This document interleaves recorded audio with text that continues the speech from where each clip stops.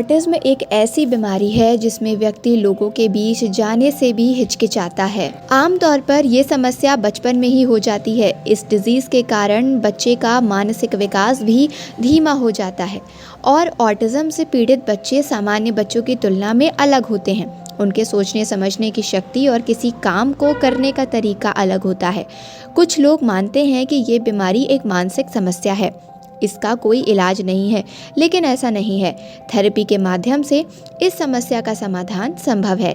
ऐसा माना जाता है कि ऑटिज्म के जो थेरेपी है वो केवल बच्चों के लिए है, हालांकि इस बीमारी के लिए जाने वाली थेरेपी वयस्क के लिए भी कारागार हो सकती है। असल में कई वयस्कों को ऑटिज्म थेरेपी से लाभ होने के मामले सामने आ चुके हैं। किसी भी उम्र में ये समस्या लगे तो थेरेपी का लाभ लिया जा सकता है। ऑटिज्म के लिए दी जा रही थेरेपी के दौरान कुछ दवाओं के साथ साथ बिहेवियरल थेरेपी और लैंग्वेज थेरेपी जैसे तरीकों का प्रयोग भी किया जा सकता है। लक्षण हल्के होने पर भी ऑटिज्म थेरेपी से लाभ मिलता है, बल्कि शुरुआती स्तर पर ही थेरेपी लक्षणों को गंभीर होने से रोकती है। पहले ऑटिज्म के बारे में जानिए। बच्चों से जुड़ी कुछ बीमारियां ऐसी हैं जिनके शुरुआती लक्षण तो बड़े ही नॉर्मल होते हैं, लेकिन बाद में जाकर वो एक गंभीर बीमारी के रूप ले लेती हैं। कोई बच्चे लेट से बोलते हैं और कोई जल्दी, लेकिन कई बार ऐसा होता है कि बच्चों को बोलने और समझने में होने वाली परेशानी को हम नॉर्मल समझकर अनदेखा कर देते हैं, लेकिन बाद में पता चलता है कि ये बच्चे के लिए समस्या पैदा कर सकती है। ऑटिज्म बीमारी ऐसी ही है जिसमें बच्चे को बोलने और समझने में दिक्कत होती है।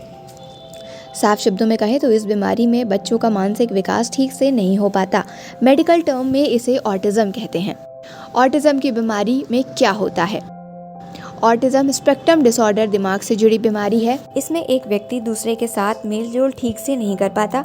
इस बीमारी में बच्चे को दूसरे से मिलने जुलने में बड़ी दिक्कत होती है। इसे सामाजिक संपर्क से जोड़कर देख सकते हैं। इस बीमारी के लक्षण बचपन में ही दिखने लगते हैं।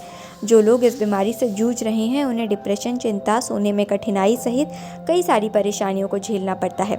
ऑटिज्म के लक्षण: नाम सुनने के बावजूद जवाब न देना, ऐसे करना जैसे लग रहा है कि वो आपको सुन भी नहीं रहा।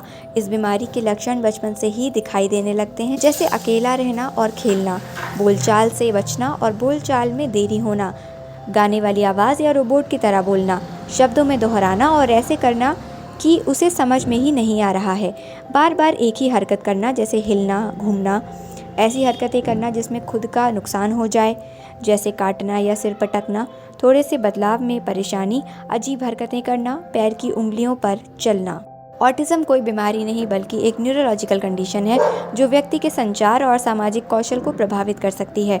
हर साल 2 अप्रैल को वर्ल्ड ऑटिज्म अवेयरनेस डे या विश्व ऑटिज्म जागरूकता दिवस मनाया जाता है, ताकि लोगों को ऑटिज्म के बारे में जागरूक किया जा सके और इसे लेकर समाज में जो भ्रांतियां हैं उन्हें दूर किया जा सके।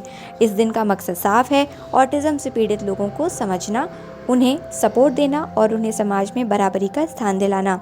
विश्व ऑटिज्म जागरूकता दिवस क्यों मनाया जाता है? अब सवाल ये आता है कि आखिर इस दिन को मनाने की ज़रूरत क्यों पड़ी? इसकी वजह यह है कि आज भी बहुत सारे लोग ऑटिज्म को लेकर सही जानकारी नहीं रखते हैं।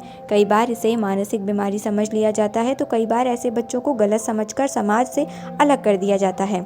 इस दिवस को मनाए जाने का मकसद ऑटिज्म के बारे में सही जानकारी देना है, लोगों को जागरूक करना है कि ऑटिज्म से पीड़ित व्यक्ति भी अपनी तरह के जीवन को पूरी तरह जी सकते हैं, समाज को समावेशी बनाना ताकि हर कोई सम्मान और समानता के साथ जी सके, माता पिता और शिक्षकों को गाइड करना जिससे वो ऑटिज्म से प्रभावित बच्चों की बेहतर तरीके से मदद कर सकें।